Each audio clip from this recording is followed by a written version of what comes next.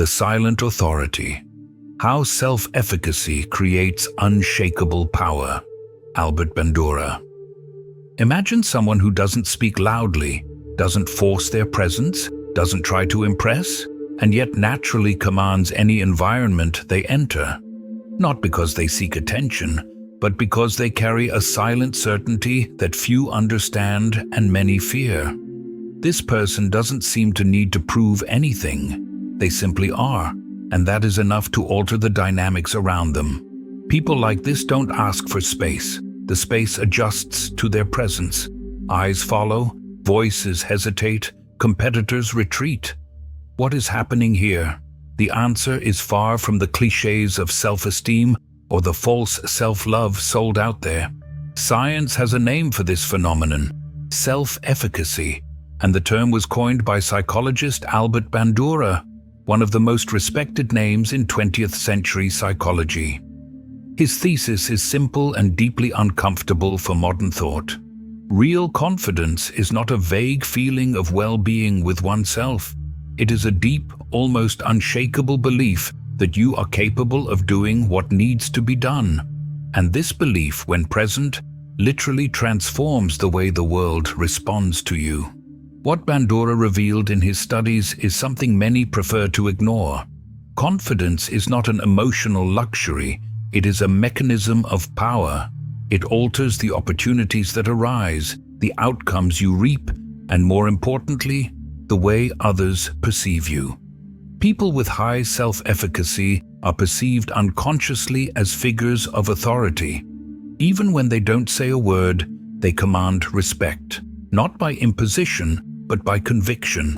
They don't need to threaten or show off.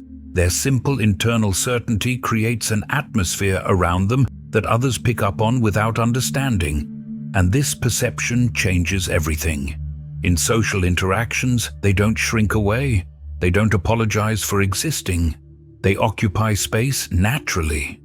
In negotiations, they don't convey desperation, and because of that, they achieve more favorable terms. In relationships, they don't tolerate disrespect, and because of that, they attract higher value partners. In the professional environment, they act as if they are already one level above, and because of that, they secure promotions.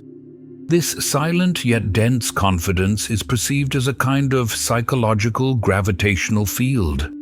And like any intense gravitational field, it attracts some, repels others, and intimidates many. In this video, we will explore what exactly this invisible force that Bandura identified as self-efficacy is. We will understand why it provokes such intense reactions, how it is built at a neurological level, and why confident people tend to get lucky, while others seem perpetually trapped in failure, even with talent. And above all, we will uncover how you can build this confidence that doesn't need to shout, because it is already heard before you even open your mouth. This is not a video about fake it till you make it. It is a deep dive into the psychology of presence, conviction, and the silent power that arises when you stop doubting yourself and start operating at a level where most have never dared to tread. Are you ready? Because from here on, you may never see confidence the same way again. The engine of destiny, self-efficacy versus self-esteem.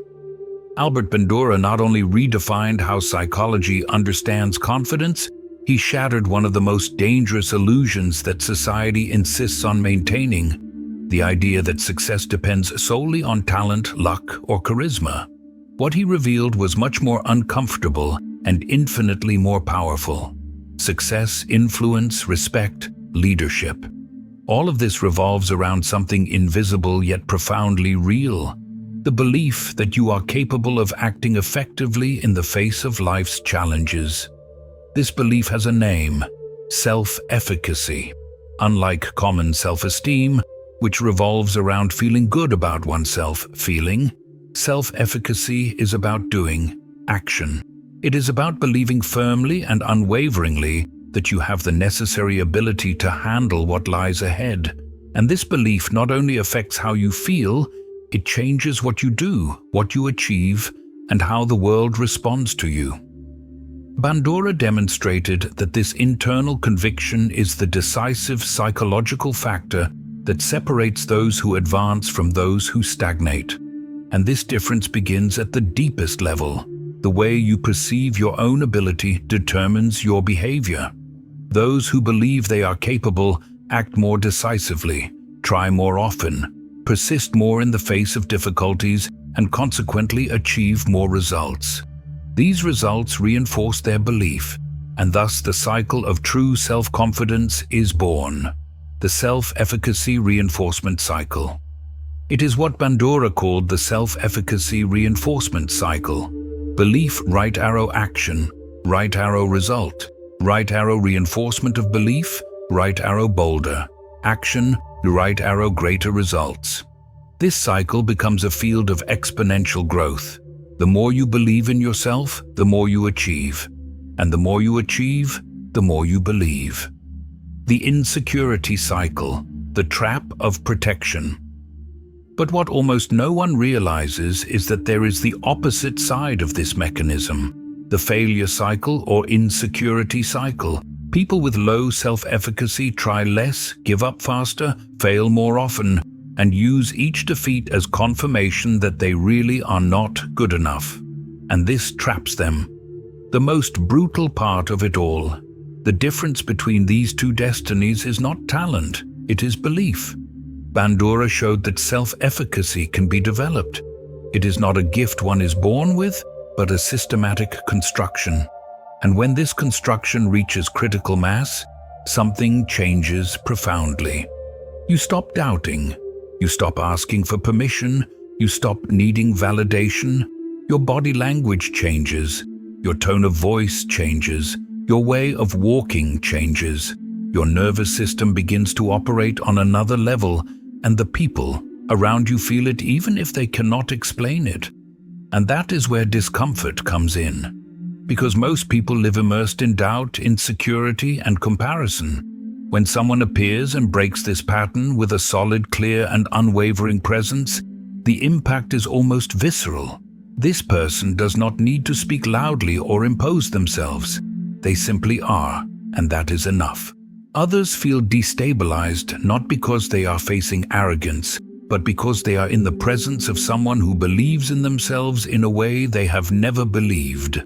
This is the root of the confidence that intimidates. It is not performative. It does not need applause. It emanates from the certainty built from internal evidence. The power of presence. How certainty bends reality. Have you ever noticed how certain people enter a room and automatically everyone pays attention?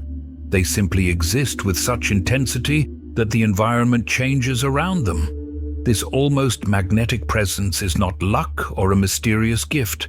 It is the direct result of internalized self-efficacy, the kind of confidence that Albert Bandura described, the one built on real evidence, not illusions. This power presence is not an esoteric concept. It is a physiological and behavioral manifestation of internal certainty. When someone has full conviction in their ability, it naturally expresses itself in their body. Upright posture, measured gestures, steady gaze, absence of social anxiety, calm breathing, and no compensatory movements like nervous laughter or fidgeting. The voice gains firmness. The pauses are longer. There is no rush to fill the silence because those who are certain do not chase validation. This presence is perceived viscerally by others, even if they do not consciously understand what is happening. The human brain, equipped with neural circuits dedicated to social reading, like the amygdala and prefrontal cortex, picks up non-verbal signals of dominance or submission in milliseconds. It is the same mechanism that operates in social animals. In any species, those who demonstrate conviction with their body command respect, and this applies in the boardroom, on a date, in casual conversation, or in a job interview. Bandura showed us that genuine confidence shapes how others treat you. This means that, contrary to popular belief, it is not others who first validate you so that you feel confident. It is you who becomes confident, and the world responds to that. Those with self-efficacy do not beg for space, do not seek approval, do not compete for crumbs of attention. These people act as if they already belong to the next level, and ironically, because of that, they come to belong. In negotiations, this posture disarms the other party. In social interactions, it sets boundaries without the need for confrontations. In relationships, it repels abusive behaviors because it communicates, "I do not tolerate this." In professional contexts, this silent presence is read as natural leadership. It's as if you are constantly emitting an invisible message. I know what I'm doing and I don't need your permission to do it. But this intimidating presence also unsettles. Insecure people who operate in defensive mode feel threatened not because you are aggressive, but because you exist with a strength they have not developed. You mirror to them what they are not yet, and the human ego has a hard time dealing with that. That is why truly confident people generate extreme reactions, intense admiration or silent discomfort. We are not talking here about performative arrogance or superficial domination. We are talking about something deeper, an internal state in which you know you are capable, and that knowing manifests in every aspect of your expression. This certainty is what creates what we call high psychological frequency, and when you operate in it, others feel it. The world bends not out of submission, but out of instinctive recognition of competence. The survival mechanism, breaking the insecurity loop. Bandura not only explained what self-efficacy is, he unveiled a brutal truth that most prefer to ignore. Confidence is a survival mechanism. The self-efficacy cycle works like this. The more you believe you are capable, the more you try. The more you try, the more experiences you accumulate. The more experience, the greater your chance of success. And when success comes, it becomes living proof that your belief was real. This reinforces your confidence, which makes you act bolder, take on new challenges, and repeat the cycle at an even higher level. This cycle explains why confident people seem to get lucky. They show up more, expose themselves more, ask more, negotiate better, take risks, and because of this, they inevitably reap more opportunities. Luck is not a random force. It is a frequency you only access when your behavior aligns with the belief that you deserve to be where you are. On the other hand, the insecurity cycle is a camouflaged prison of protection. People who doubt themselves avoid risks. They fear looking incompetent, so they don't try. Since they don't try, they don't have positive experiences. Since they don't have experiences, they don't build confidence. And since they don't trust themselves, they try even less until fear becomes their identity. I'm not good at this. This isn't for me. I always fail. These phrases are not truths. They are symptoms of a brain that has learned to fail before even acting. This downward cycle of insecurity is devastating because it feeds back more easily than the positive cycle. A small failure can be interpreted as proof of incompetence, leading to paralysis, self-sabotage, and a strategic withdrawal from the game of life. And the cruelest part, talent does not save anyone from this cycle. Millions of talented people are trapped in the spiral of failure, not due to a lack of ability, but due to a lack of belief. A defeated mind is more powerful than any gift. This is where Bandura's thesis becomes revolutionary. You can break out of this cycle, but not with empty positive thoughts or affirmations in the mirror. The only real way is to build new evidence. You need to reprogram your brain to believe in yourself again. And this only happens when you start to act strategically to break the downward spiral and activate the self-confidence cycle. But how? Bandura gives us this answer in his central theory.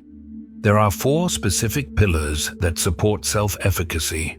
4 mechanisms that directly affect the brain, shaping your perception of who you are and what you are capable of. Pillar 1. Mastery experiences, the foundation of evidence. If the confidence that intimidates is an internal fortress, the first block of this construction, according to Albert Bandura, is what he calls mastery experiences. This is the most robust pillar of self-efficacy, as it is based on something the brain respects above all: evidence. While most people seek confidence through positive thinking, Bandura got straight to the point. What truly convinces your brain that you are capable is when you prove it in practice with small, real victories. The common mistake of those who want to be more confident is trying giant changes, like I'm going to become a different person overnight. This almost always ends in frustration. The human brain, when exposed to challenges far above its current level, goes into defense mode. And when you fail in that exaggerated attempt, it reinforces the idea that you are not good enough. What Bandura proposes is the opposite: progressive, controlled, and strategic advancement. A small challenge successfully overcome is worth much more to the brain than a failed, risky leap. The strategy: break down and accumulate. 1. Choose a specific skill that intimidates you today. Nothing generic like being more sociable. Choose something concrete: giving a presentation, starting a conversation, setting a boundary, recording a video, showing up in an uncomfortable situation. 2. Break that skill down into smaller parts. 3. Master one part per week. By the end of 3 months, you will have accumulated 12 specific victories, 12 concrete proofs, 12 moments recorded by your mind as confirmation of competence. This process changes the structure of your identity. It doesn't matter if others recognize it. Your brain already does. And that is enough for your posture, your voice, your energy, and your way of acting to start changing. Real confidence is silent because it comes from certainty, and certainty only arises from experience. Pillar 2. Observational learning, mirroring success. Bandura knew that not everyone is ready to act right away. Sometimes doubt is so deep that it paralyzes, and that is why he presented the second pillar of self-efficacy: observational learning. This pillar is based on the idea that by observing other people similar to us, overcoming challenges and achieving success, our brain begins to see the real possibility that we are also capable. We are not talking here about following celebrities or idealizing distant people. What really works is observing real individuals with stories close to yours, who started from the same point and reached where you want to go. This activates a brain system called mirror neurons, which literally simulates within you the actions and achievements you are observing in others. In other words, the success of others, when perceived as plausible, begins to be internally rehearsed by you. The strategy: plausible models. Find 3 people, 3 stories, 3 examples of victory in the same areas where you feel fear or insecurity. When you consume these references strategically, your brain begins to dismantle the belief that this is not for me. It stops seeing success as something unattainable and starts considering it a legitimate possibility. This breaks the cycle of resignation and puts you in motion. These 2 pillars, real practice and exposure to real models, build the foundation of a mind that believes in itself based on evidence, not hope. Pillar 3. Social persuasion, curating your environment. You may be doing everything right, yet something still seems to pull you back. A lingering doubt, a hesitation that reappears. Bandura discovered that this may not come from within, but from outside. Your social environment has a direct and profound impact on how you see yourself, and this influence often operates invisibly. The third pillar of self-efficacy is what Bandura called social persuasion, the impact of the messages you receive from others about your ability. And this influence is not limited to words of encouragement. It involves looks, subtle judgments, veiled criticisms, dishonest compliments, constant comparisons, silent exclusions. All of this is interpreted by your brain as data. Over time, these small messages build or destroy your self-image. Think about how many times you refrained from trying something because someone said it wasn't for you. Humans are biologically shaped to seek belonging.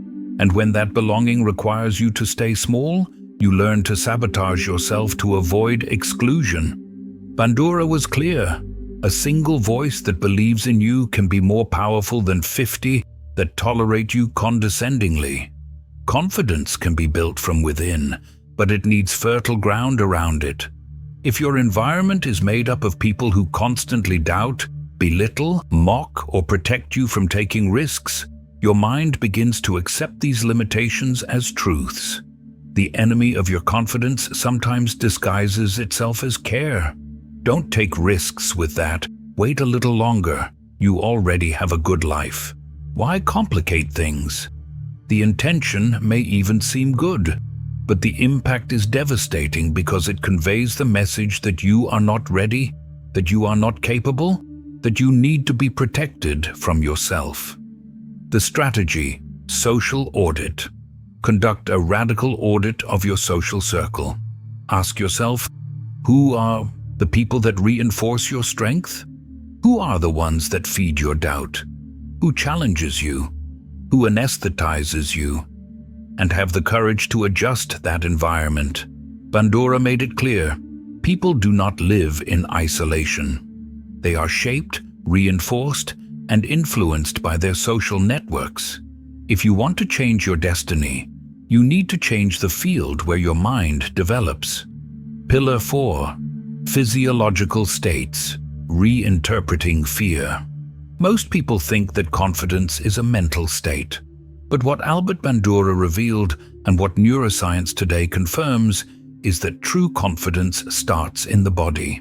You may have accumulated successful experiences, have inspiring role models, be surrounded by supportive people, and still, at the moment of action, feel your heart racing, your breath becoming shallow, your hands sweating, your mind freezing. And in that moment you conclude, I am not capable. But you are wrong. What is failing here is not your mind. It is your interpretation of your own body. The fourth pillar of self-efficacy is the control of physiological states, the way you perceive and respond to the physical reactions triggered by challenging situations. Bandura observed that people with high self-efficacy do not ignore these reactions. They reinterpret what is happening inside them. While the insecure feel anxiety and say, I am afraid, the confident feel the same symptoms and say, my body is preparing to perform at a high level. The difference is not in biology. It is in the narrative. The same racing heartbeat can mean panic or excitement. The same butterflies in the stomach can mean threat or enthusiasm. And this is not a mental trick. It is a physiological lever that changes your internal state in real time. When you master this, you begin to transform anxiety into directed energy, tension into readiness, discomfort into presence. The strategy: body calibration. Bandura pointed out the power of practical techniques that help regulate these states. Expansive body posture activates hormonal systems linked to dominance. Conscious breathing calms the brain's amygdala and reduces the fight or flight response.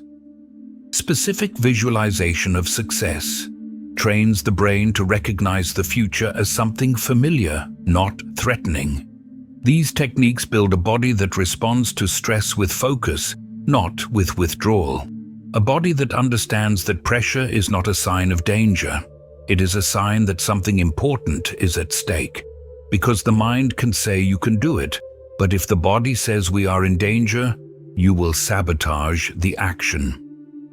Conclusion: the unstoppable force. The confidence that intimidates, that impacts, that transforms environments does not come from ready-made phrases or appearance. It comes from the sum of 4 forces: Accumulated victories, concrete examples, the right people, and a trained body. When these elements align, something changes profoundly.